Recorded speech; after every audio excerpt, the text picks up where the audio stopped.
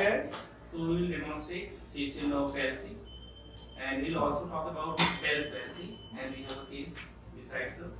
So this guy is suffering from upper motor neuron type of facial nerve palsy. So what is upper motor neuron, what is lower motor neuron, we have already discussed. If lesion is supranuclear, superior to nucleus of facial nerve, right, it is upper motor neuron lesion. And if it is nuclear or infranuclear, it is lower motor neuron type of facial nerve palsy.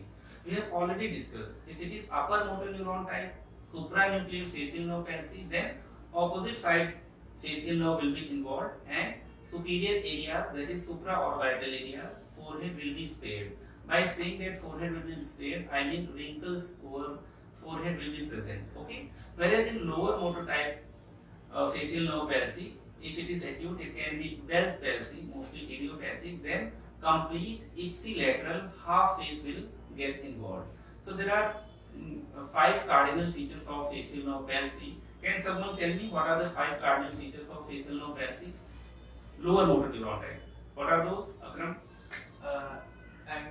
Drooping of angle of mouth, right? Drooling of saliva. Drooling of saliva. Absence of nasolabial fold. Very nice. Absence of nasolabial fold. What else? Visible palpable. Wide palpable fissure of that side, and it can be associated with Bell's phenomena. What is Bell's phenomena? If patient tries to forcibly close his eyes, then eyeball rotates upward, and wide palpable fissure can lead to spontaneous discharge of tears, that is epiphora. And what about raising of eyebrows? It will be absent. And what about wrinkling of forehead? It might also be absent. So there are 5 cardinal features. One more thing, face will deviate towards normal side or damaged side. Which side? Right, face will get deviated towards normal side. So in facial nerve palsy, face or angle of mouth deviates towards normal side, and in lower motor neuron type, the cardinal features are that drooping of angle of mouth towards ipsilateral side, loss of nasolabial fold of the ipsilateral side, right? Wide palpebral fissure of ipsilateral side along with epiphora, Bell's phenomena, and patient will not be able to produce wrinkles. What is difference with upper motor neuron type lesion? In upper motor neuron type lesion, this wrinkling will be present and there will be no Bell's phenomena, right? So in Bell's palsy, we get a lower motor neuron type lesion. Talking about other parts of facial nerve, you guys already know.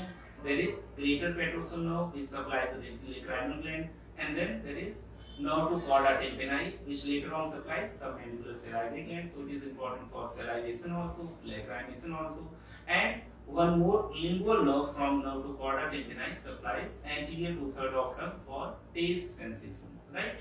And one more nerve arises, that is nerve to stapedius, it supplies middle ear, and if this nerve gets damaged, then it will lead to hyperacusis. Okay, so we will discuss and demonstrate various functions of facial nerve. This facial nerve supplies the muscles of facial expression by 5 terminal branches, while this nerve comes out from stylomastoid foramen. Can someone tell me 5 branches of facial nerve, terminal branches? You have Zygomatic. Very nice. Zygomatic. Mandibular. Mandibular. Maxillary. Maxillary. Buccal. Buccal. Cervical. Right. So 5 terminal branches of facial nerve. These will supply muscles of facial expression, whereas trigeminal nerve will supply muscles of Mastication. Mastication. Right. What are the muscles of mastication? Lateral pterygoid, medial pterygoid, masseter, temporalis. Right. What are the muscles of facial expression? Few of them. Can someone name? Frontalis, orbicularis, oris, platysma. Right. These are muscles of facial expression used for different type of facial expressions. What are the different type of facial expressions? Smiling, laughing, frowning, wrinkling, right? Winking, blinking. These are muscles of facial expression. These are the job of muscles of facial expression, and these are supplied by facial nerve, right? So facial nerve can be tested by facial expressions, and it can be tested for taste sensations for anterior 2/3 of tongue, and it can also be tested by few reflexes. What are those reflexes which will help you demonstrate functioning of facial nerve? corneal reflex, conjunctival reflex, even glandular type, right? So what is corneal reflex? If you are checking some reflex activity, it means that you are simultaneously checking two cranial nerves, right? Must be afferent and other one must be efferent. So if it is corneal reflex, right? You are just touching cornea, and while you are touching cornea, patient will spontaneously blink. Okay? So afferent and efferent, there must be two cranial nerves. Which one is afferent? Can someone tell me, Sabha? Trigeminal. Right. Afferent being sensory, it is carried by trigeminal nerve, whereas we are studying facial nerve, so efferent will be motor nerve, that is facial nerve. It is mixed type of cranial nerve, so it will supply muscles, glands, and special sensory in form of taste sensation over anterior two-thirds of tongue. Right? So here we have a patient of upper motor neuron type of facial nerve palsy. Here facial nerve is being damaged of the left side. It means that the lesion in the brain will be present towards the right side. Okay. So I would like to ask Dr. Saif to demonstrate the functioning of facial nerve in this patient by asking patient for clinching. Dr. Saif. Right. So which side face is getting deviated? Right. Face is getting deviated towards the right side. Right. How you figure out whether it is upper motor neuron type of or lower motor neuron type? Right. We will check wrinkling over foreheads, or we will ask the patient to raise his eyebrows. Right. Of which side? You will ask to raise the eyebrows of left side, because right side must be normal. Face is getting deviated towards normal side. So can you ask? eyebrows ऊपर करो बेटा. Right. यहाँ पे wrinkles बनाइए माथे पे.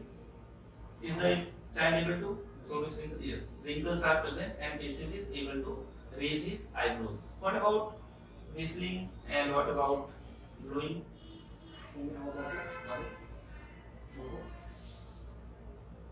Right. इधर से बेटा एयर निकल रही है, लीक इधर से लेफ्ट साइड से, left for doctor Saif. Very nice.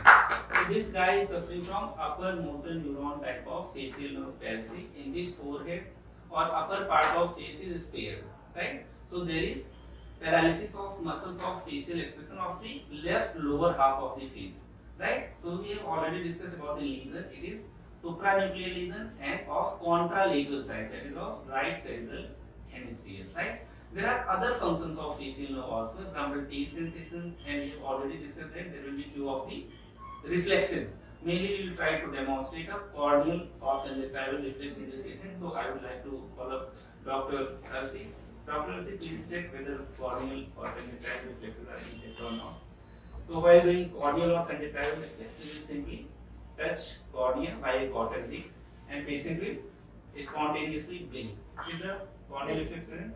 So what does it mean? Which cranial nerve is intact? Sir, cranial nerve 2. Not cranial nerve 2. Which cranial nerve? 5. 2 is optic, that is sensory, right? We are not So checking 5. even, right? Or 7. 5th and 7th. So any reflex activity means intact of or functioning of two pathways. One is afferent and another one is efferent. Afferent is 5th. Sensation from face are taken up by 7. trigeminal nerve. Whereas motor activity, that is blinking, is being taken care by 7th facial nerve, right? In the same way you have glandular tap also, where you tap over forehead, eyes blink. So this sensation is being taken by trigeminal, right? Again, afferent is trigeminal, efferent blinking is 7th cranial nerve. Okay. Dr. Akram, please check taste sensation over anterior two-thirds of tongue, and if you can, please demonstrate the eye reflex also, so that we can also check 9th and 10th cranial nerve simultaneously.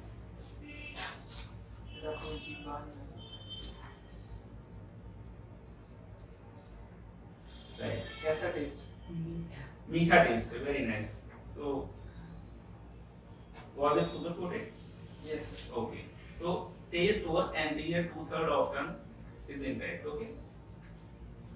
Now, Dr. Akram, please demonstrate gag reflexes as well. So, there are two reflexes which are mainly important in checking functioning of 9th and 10th cranial nerve. Gag is present. What was the movement of palate? Superior movement. Superior. So it means two cranial nerves are intact. While checking gag reflex or pharyngeal reflex or palatal reflex, right? Because it is a reflex activity, again you will simultaneously check two cranial nerves, right? So sensory supply of soft palate or pharynx is being taken by glossopharyngeal, ninth cranial nerve. While patient will cough or patient will vomit or the soft palate will elevate of that side, this means that vagus tenth nerve is also intact, right? So we have studied two reflexes, one is corneal and another one is gag reflex, right? And in any reflex there is afferent and efferent pathway, so you simultaneously check both the pathways. If any of the pathways are not intact, then the reflex activity will be absent. So few more things about facial nerve palsy or Bell's palsy, particularly facial nerve palsy. As we have already studied that it supplies to lacrimal gland, it supplies to salivary gland, it also supplies to anterior two-thirds of trunk, and last one was it also supplies nerve Stapedius. right stapedius muscle via nerve to stapedius. So hyperacusis, tinnitus, hearing, these also must be assessed in a patient of facial nerve palsy, right? But all these things apart from the terminal branches are mostly involved in case of what? When the lesion is right, mostly supranuclear. Okay. So suppose this guy is having upper motor neuron type of facial palsy. Can he develop dry eyes? Yeah. If lacrimal gland, nerve supplying to lacrimal gland, that is greater petrosal nerve is affected. Sometimes after having dry eyes, patient develops crocodile tears. What do you mean by crocodile tears or gustatory tears, Dr. Saif? So whenever child eats something, Yeah. then there will be tears coming out. Right. Whenever patient chews something, then simultaneously along with salivation, patient also lacrimates, right? Tears also flow. This is crocodile tears. This has nothing to do with emotions, also known as gustatory tears. Can someone tell me what is the pathogenesis behind this?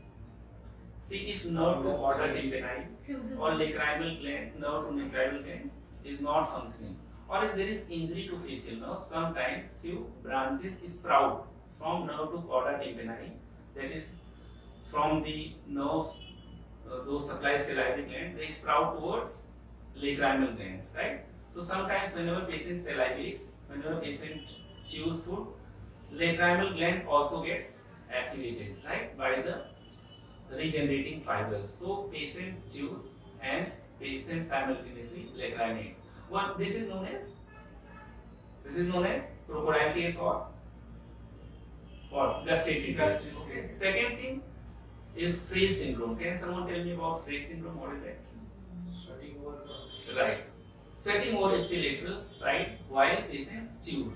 So two things. Sometimes the sprouting nerve supply lacrimal gland, so it leads to crocodile tears, and sometimes it supplies the dermatome sweat gland, so there will be ipsilateral sweating. So Fraze syndrome and crocodile tears are also important. So in this way we have discussed the right-sided upper motor neuron type of facial nerve palsy, right, in which we saw that upper part of face is spared, okay, twinkling is present. So thank you everyone. In next time we will come up with next cranial nerve demonstration.